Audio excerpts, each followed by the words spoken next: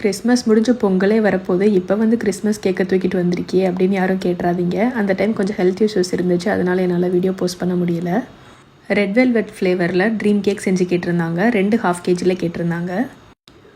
First red velvet ஃப்ளேவரில் cake sponge ready பண்ணிக்கிறேன்.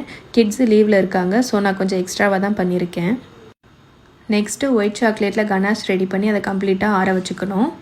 Red velvet cake எப்படி பண்ணணும், கனாஷ் எப்படி பண்ணணும், ட்ரீம் கேக் எப்படி அலைன் பண்ணணும் அப்படின்ற வீடியோவை நான் யூடியூப்பில் அப்லோட் பண்ணுறேன், மறக்காமல் செக் பண்ணுங்கள். அஸ் யூஷுவல் ட்ரீம் கேக் எப்படி பண்ணுவாங்கன்றது ஆல்மோஸ்ட் எல்லாருக்குமே தெரிஞ்சிருக்கும். ஃபஸ்ட்டு கேக் ஸ்பஞ்சு வச்சுட்டு அதுக்கு மேலே சுகர் சிரப் போட்டுட்டு அதுக்கு மேலே விப்பிங் க்ரீம் ஸ்ப்ரெட் பண்ணிக்கிறேன். நெக்ஸ்ட்டு நட்ஸை நிறையா தூவி விட்டுட்டு அதுக்கு மேலே ரெடி பண்ணி வச்சுருக்க கனாஷை ஆட் பண்ணி நல்லா ஸ்ப்ரெட் பண்ணி விட்டுக்கிறேன். இதை ஃப்ரிட்ஜில் 1/2 hour செட் பண்ணி எடுத்துக்கணும்.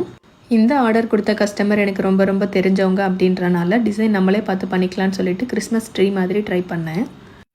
இதுக்கு மேலே சாக்லேட் லேயரை ஸ்ப்ரெட் பண்ண முடியாது அப்படின்றனால நான் ஸ்டார் ஷேப்பில் இந்த மாதிரி மோல்டில் ஊற்றி சாக்லேட் ரெடி பண்ணிக்கிட்டேன்.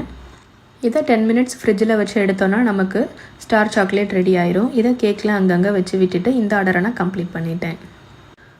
உங்களுக்கு இந்த மாதிரி dream cakes, birthday cakes, cookies, brownies இதெல்லாம் வேணும் அப்படின்னா ஸ்க்ரீனில் இருக்கிற நம்பருக்கு வாட்ஸ்அப் பண்ணுங்கள்.